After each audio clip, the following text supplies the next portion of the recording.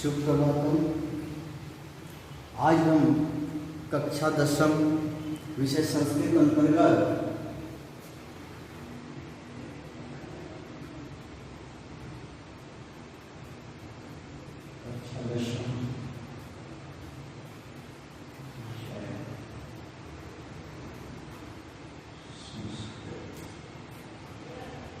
कक्षा 10वीं विषय संस्कृत अंतर्गत हम आज यक्ष युधिष्ठिर संवाद जो पाठ के अंतर्गत तीसरा क्रम में है इस साल का, इस पाठ को हम आज पढ़ेंगे। इसके पूर्व हम प्रथम पाठ वार्तालाप को पढ़ चुके हैं और दूसरे क्रम में विलासा नामक पाठ को पढ़ चुके हैं। आज का ये पाठ यक्ष युधिष्ठिर संवाद है, इसे हम आज पढ़ेंगे। यक्ष युधिष्ठिर संवाद, जैसे कि नाम से स्पष्ट हो रहा है कि यक्ष कोई था और युधिष्ठिर अर्थात पांडवों का जो सबसे बड़ा भाई का नाम है युधिष्ठिर, उसके बीच जो संवाद हुआ उस संवाद से बनी यह पाठ, उस संवाद को लेकर के यह पाठ है। तो इसमें जब पांडव लोग पराजित होकर, कौरवों से पराजित होकर वन भटक रहे थे, अज्ञातवास में थे, तो उस समय इनका एक दिन जंगल में शिकार करते करते पांचों भाई बहुत दूर तक चले गए थे और वहाँ उन्हें बहुत ज़ोरों से प्यास लगी। तो सबसे अब जल ढूंढने के लिए सबसे पहले नकुल को भेजते हैं।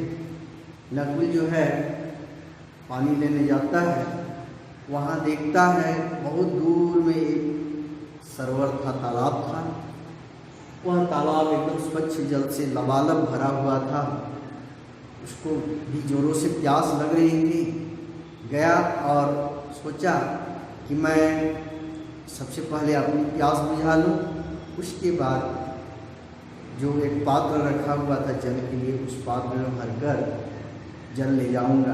ऐसा सोचकर जब वह जल पीने को हुआ, उसी समय वहाँ से एक यक्ष जो है प्रकट हुआ और वह बोलता है कि रुको, पानी अभी आप नहीं पी सकते। यदि तुम मेरे प्रश्न का उत्तर दोगे तब जाकर के मैं तुम्हें पानी पीने दूंगा, अन्यथा आपको पानी पीने नहीं दूंगा। तो नकुल सोचता है, प्यास लग रही थी उसे, वो आओ देखा न ताव और जल पीने लगा। जल जैसे ही पिया, मूर्छित होकर के वह गिर पड़ा। कुछ बहुत देर तक नहीं लौटने पर फिर दूसरे क्रम पे सहदेव को भेजे, नहीं आ रहा है, क्या बात है करके। वह भी गया उसी तालाब में, देखा सुंदर साफ सुथरा निर्मल जल भरा हुआ है। वो भी सोचा कि मैं पहले जल पी लूँ। उस जल को भी जैसे ही पीने को हुआ, यक्ष उसको वही बात बताया कि जल तभी पियोगे जब मेरे प्रश्नों का उत्तर दोगे। वो भी आओ देखा था और तुरंत जल प्यास से व्याकुल था, वह भी पहले पी लिया। जैसे ही पिया वह भी मूर्छित हो गया। नकुल मूर्छित पड़ा हुआ ही था और दूसरे क्रम में ये भी मूर्छित हो गया। तीसरे क्रम में अर्जुन को भेजते हैं।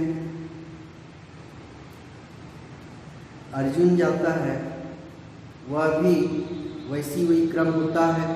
फिर भीम जाता है, भीम का भी वही क्रम होता है। चारों भाई मूर्छित होकर के उस सरोवर के मेड़ में लेटे रहते हैं, मूर्छित पड़े रहते हैं। जैसे ही मैंने ये चारों के नहीं लौटने पर युधिष्ठिर जी और व्याकुल हो गए और सोचे कि अभी तक ये चारों भाई नहीं लौटे, क्या बात है, कोई संकट आ गई है क्या। इस बात को सोच करके वो चिंतित हुए और वो भी जल के लिए, जल की तलाश में घूमने चले, अपने भाइयों की तलाश में गए। देखते हैं सामने एक बहुत बड़ा सरोवर है और उसमें जल से लबालब भरा हुआ है, निर्मल जल है।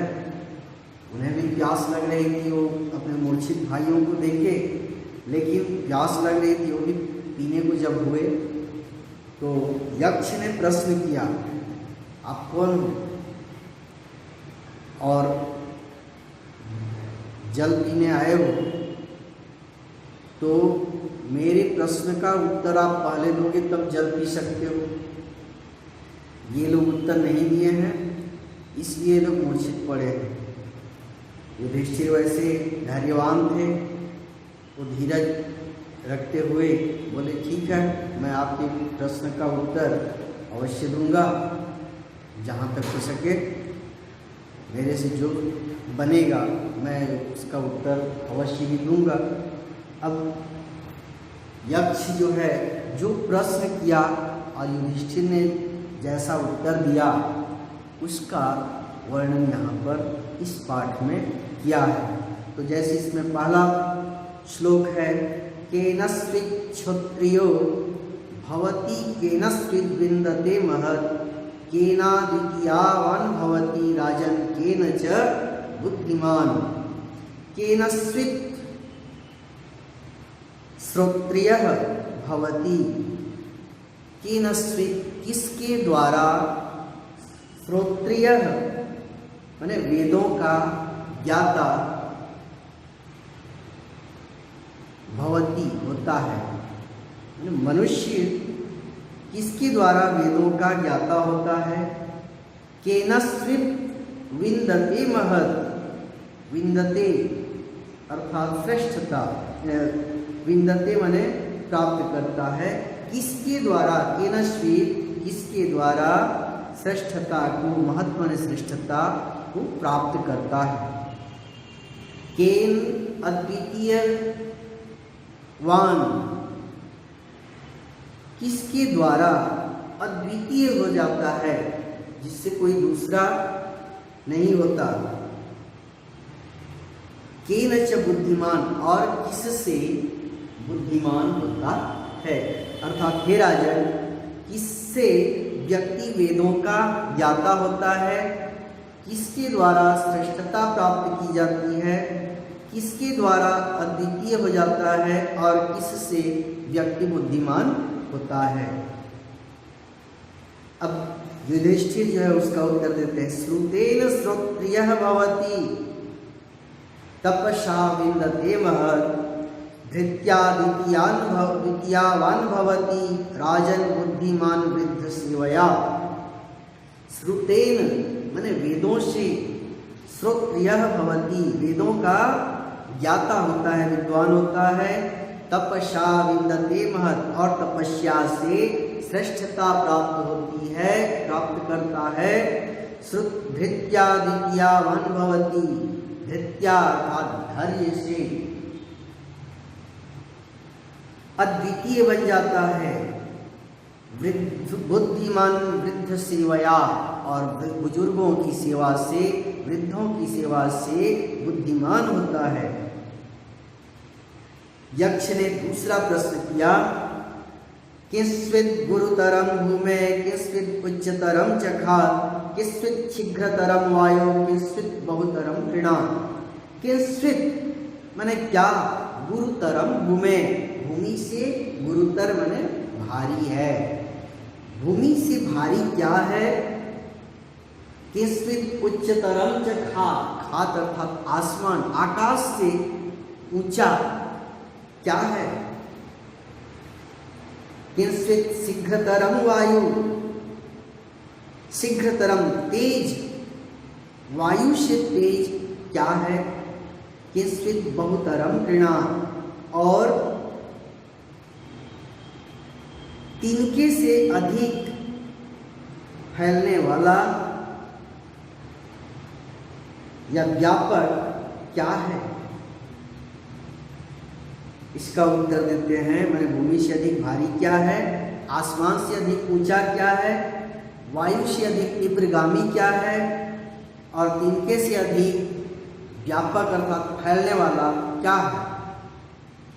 तो युधिष्ठिर ने उत्तर देता है, युधिष्ठिर उत्तर देते हैं, माता गुरुतरा भूमे, माँ भूमि से भारी है।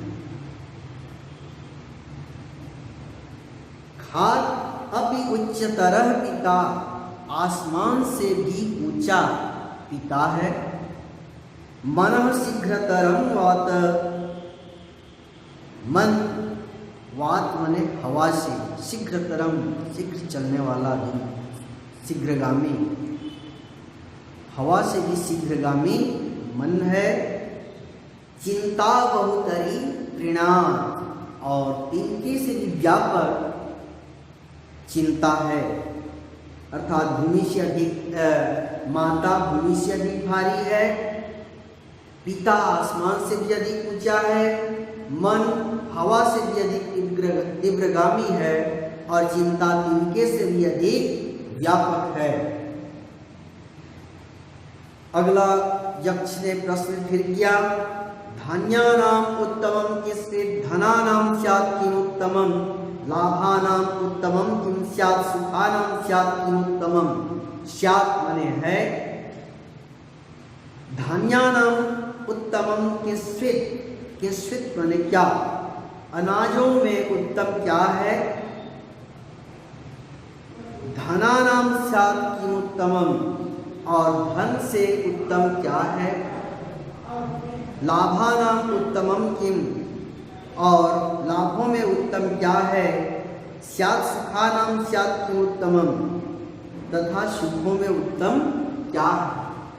अर्थात अनाजों में उत्तम क्या है, धनों में उत्तम क्या है, लाभों में उत्तम क्या है, तथा सुखों में उत्तम क्या है।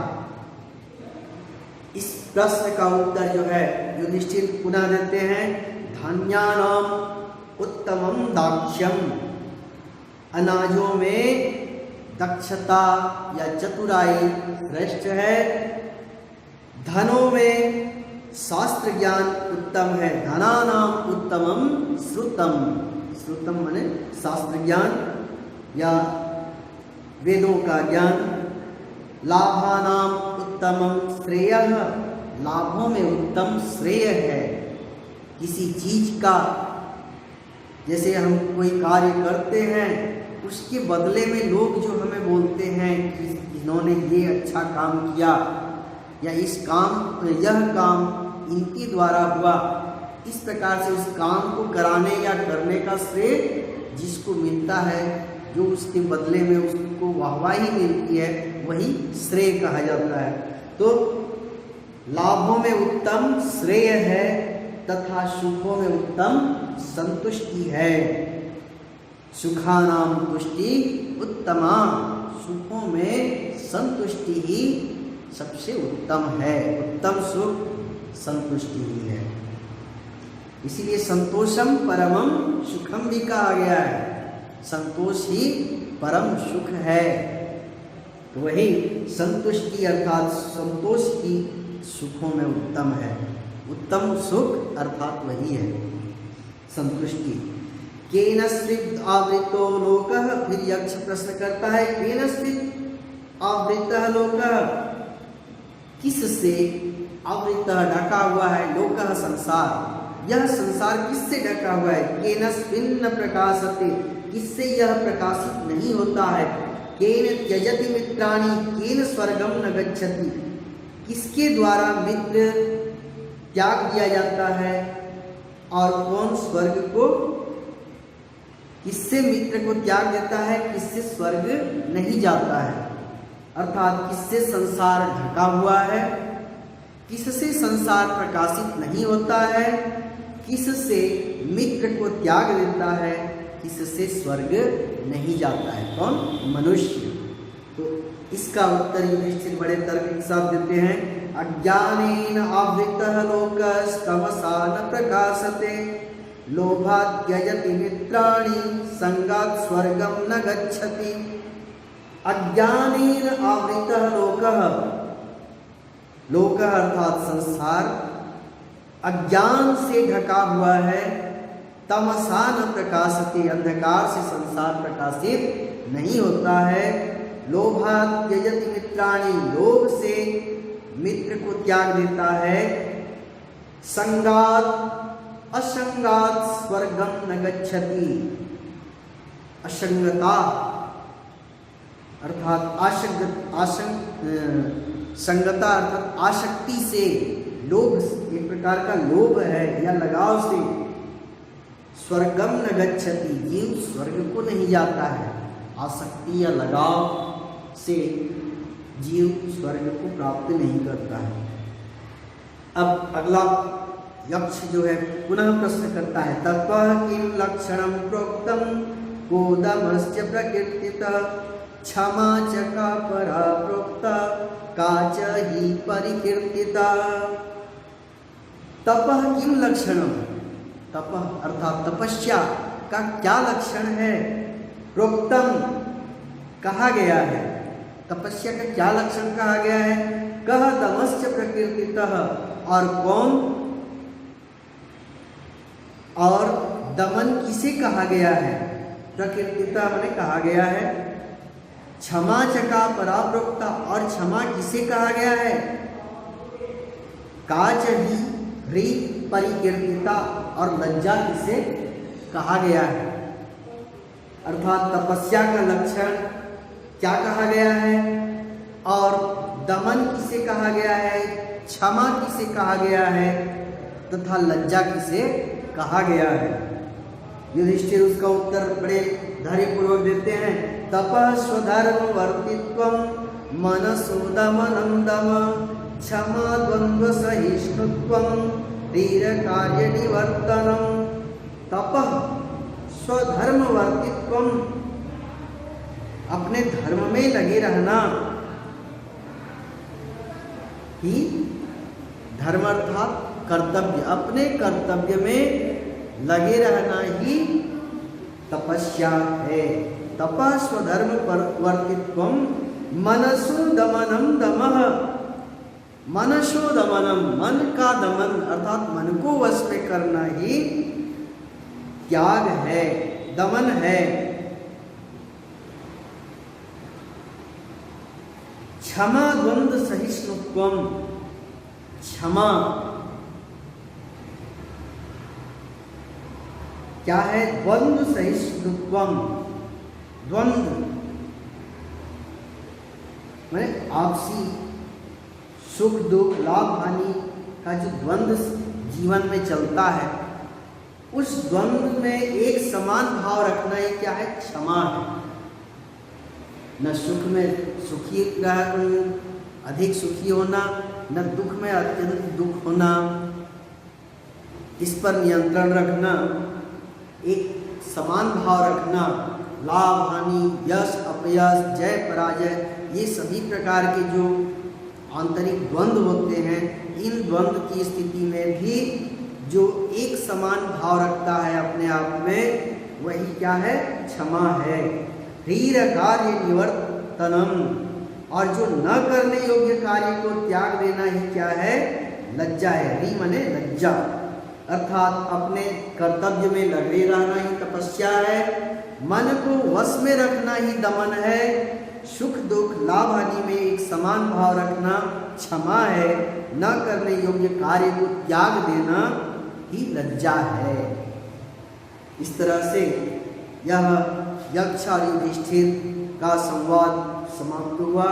यक्ष युधिष्ठिर के इस प्रकार के उसके लिए पूछे गए प्रश्नों का उत्तर जब युधिष्ठिर बहुत ही तर्कपूर्वक देते हैं तो यक्ष संतुष्ट हो जाता है, प्रसन्न हो जाता है, और वह उन्हें युधिष्ठिर को वरदान मांगने को बोलता है। तो युधिष्ठिर कहते हैं कि यदि आप मेरे से प्रसन्न हैं, संतुष्ट हैं, तो सबसे पहले मेरे भाइयों को पुनः जीवित कर दीजिए। यक्ष प्रसन्न होकर के उनके चारों भाइयों को जीवित कर देता है, और इस प्रकार से पांचों भाई पुनः मिलते हैं युधिष्ठिर की बुद्धिमानी से, धैर्य से, और इस प्रकार से पांचों भाई वहाँ से जल पी करके सकुशल पुनः अपने आवास स्थल को पहुँचते हैं। इस प्रकार से ये यक्ष युधिष्ठिर संवाद का पाठ आज संपूर्ण हुआ। इसका पाठ का अनुवाद एवं प्रश्न अभ्यास आप लोग अभ्यास पुस्तिका में लिखेंगे। मैं व्हाट्सएप के माध्यम से आप लोगों को इस पाठ का अनुवाद और प्रश्न अभ्यास प्रेषित करूँगा, भेजूँगा। आप सब विशेष रूप से इस पाठ का तैयारी करेंगे। धन्यवाद। आज का यह कालांश यही समाप्त होता है।